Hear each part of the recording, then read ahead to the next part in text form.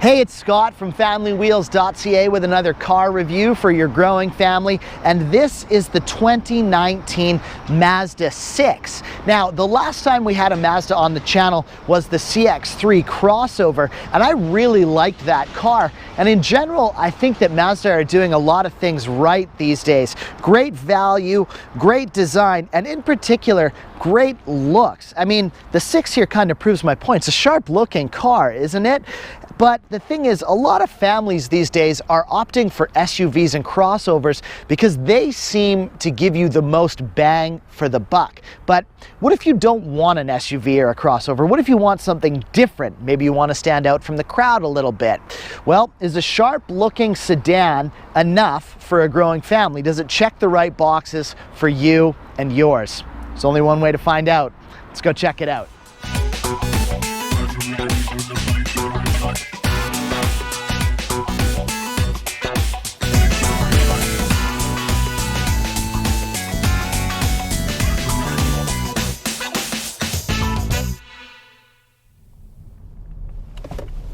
So a little background here, Mazda launched the 6 back in 2002, and I remember thinking back then that it was a really sharp looking car even then. This model, the current one, is the 3rd generation, but it was given a facelift in 2018. And since we're talking about it, it's a good place to start. Right out of the gate, this car passes the look-back test with flying colors. As I was saying, Mazda are really on their game in the looks department these days. The car has somehow achieved a near perfect balance between classy, sharp sportiness and practical, value-based sensibility. I love the lines, the sizes and proportions, and the colors. When it comes to the looks of a car, I prefer subtlety, and this thing has that in spades. Notice how few logos or badges are on it. There's nothing that screams for you to stop and stare. It's like a subtle confidence. I feel like the car has an executive look and feel without being boasty, but could just as easily be driven by a millennial in the tuner scene. It might be the best looking sedan on the market, and I think if I owned one, I'd find myself stealing a look back every time I walked away from it. I was mentioning before that we're in the signature trim line. This is the top of the line for the 6, but it's also available in 3 other trims, 4 in total. There's the GS, the GSL, and the GT. The base model starts at 27,350 Canadian, with the top of the line signature starting at 39,150, and our test model here coming in at a total of 41,245 Canadian. There's basically one engine available in 2 different options. You can get the 2.5 liter 16 valve inline 4-cylinder in the lower trims, or a turbocharged 2.5 liter 16 valve in the higher trims. The basic engine makes 187 horsepower and 186 foot-pounds of torque, while adding the turbo ups that number to 227 ponies and 310 foot-pounds, though Mazda says if you run premium fuel, you can up it to 250 horsepower, but honestly, who can afford to run premium if you don't have to, right? Speaking of which, Mazda say to expect 8.8 liters for 100 kilometers. That's combined city and highway. In our real world testing, we got closer to 10 liters for 100 kilometers. That works out to about 23.5 US miles per gallon. That's combined city and highway and running regular fuel. But also remember that here in our test car, we do have the turbocharged engine. The base model engine would get better economy than that, and it does have cylinder deactivation, so pretty good mileage, all things considered. All the trims are front wheel drive and have a 6-speed automatic transmission with manual shift modes and a drive selection switch for normal or sport driving. And on that note, the car is a real pleasure to drive, but we'll get to that in a bit. Other options and goodies you can get in your 6 include things like 19-inch wheels, remote start, navigation, a power moonroof, and a very good sounding Bose audio system. All the safe driving stuff is available here too. Lane departure warning, forward obstruction warning, smart brake support, blind spot monitoring, and all the cameras and monitors and parking sensors you could dream of. Apple CarPlay and Android Auto are standard, as are heated front and rear seats, and in the signature here we also get vented seats in the front. Speaking of the seats, the interior here in the 6 is awesome. It continues that whole classy but cool vibe from the outside, and to say that I love the colors here in our test model is an understatement.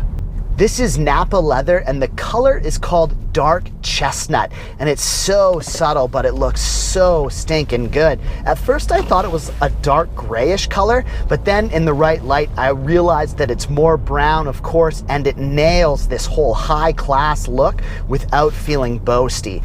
In general, the interior has a great vibe to it. Everything flows and feels nice and comfortable, and it's just a joy to be in. The driver's seat is 10-way power adjustable with 2 memory settings, and the passenger seat is 6-way power adjustable. There's a decent amount of storage in the center console, 2 cup holders, and I like this sliding cover here. Cup holders get dirty quick, especially with kids, and they're a hard spot to clean. And not that you shouldn't clean them out, but in case you don't have the time, it's nice to be able to just slide this closed and not have to see it. The climate controls are good too. Nice and big wheels to adjust temperature, and tactile, easy to navigate buttons. We get 2 USB ports up here, but they're both located under the armrest, neither one up here under the dash, which seems like a bit of a pain to have to go back into the armrest every time, but I guess you could also see it as a good thing in that you'll never mistakenly leave something plugged in up here and visible to potential thieves when you're not in the car. Moving on to the rear seats, there's enough room back here for 2 adults, and the seats are comfortable enough for medium to long trips. There's also a nice fold-down center console with cup holders and 2 more USB ports, so no one will be fighting for who gets to charge their phone. Infotainment system, I'm gonna say it's what I would call good, but not quite what I would call great. It looks decent enough, but it isn't anything special. I would have loved to see some more colors here, but it all works well enough. Bluetooth connectivity was great, no issues there, and navigation was also pretty easy and didn't take long to get used to. It's all very straightforward. I also enjoyed using the control wheel here in the console. There's this one big wheel to scroll around the screen with a smaller wheel for volume, and then some shortcut buttons to go directly to things like audio, navigation, or home screen. It's all very easy and convenient in its placement, and it's one of those things that you need to get used to, but once you are, you'll find yourself asking why all cars don't use these. I also really love the dash here in the 6. Some might call it basic, but I would call it clean and minimalist. Totally falls in line with the design of the car. You can option to get extra info if you want it, or just leave it clean and simple. It's easy to read, and the steering controls are great too. My only complaint with everything here is that the response to inputs is a bit delayed. It bothered me a little bit, but I don't think it would be a deal breaker for me. Okay, let's run down some numbers in our standardized testing. Rear-facing car seat test, we measured 29.5 inches from the back of the front passenger seat to the glove box, which is decent for a car of this size. Installing that car seat is easy too, with these little doors to access the latch system. Like in other cars, my only concern would be losing these little covers. I just keep them in the glove box or in the door storage pockets. Standardized trunk test, no problem. Stroller, diaper bag, backpack, 2 bags of groceries, and a soccer ball all fit with room to spare. And if you need that extra space, the seats fold flat with releases from here in the trunk. In our decibel test, we measured in at 63 decibels at 100 kilometers an hour on dry roads.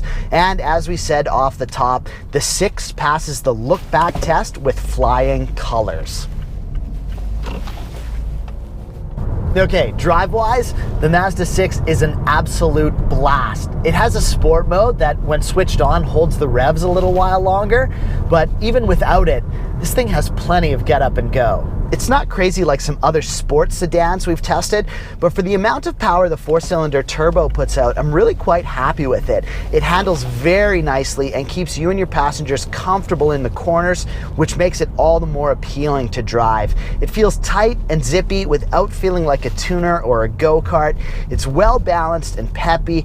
My only ask here would be for some sort of an all-wheel drive version down the line, but for a front-wheel driver, this thing is pretty great. All in all, I think the 6 is a pretty great car that could work really well for a smaller family that doesn't need to haul around a lot of stuff. It's not exactly the car you're going to use to take the whole crew camping, or if you need to haul around all the gear for the band. It does offer some awesome class and sophistication for the adult in you, and also a lot of fun behind the wheel for the teenager in you. Plus, it's just a joy to be in. The interior offers this zen-like quality to it, but I mean, it's also flat out gorgeous, and from the outside, it's just so understated. It's like perfectly good looking. It offers almost an even balance of excitement and relaxation. And I mean, I know that's kind of weird to mix those two things together, but the 6 balances them almost perfectly. The car gets a thumbs up from me. For FamilyWheels.ca, I'm Scott.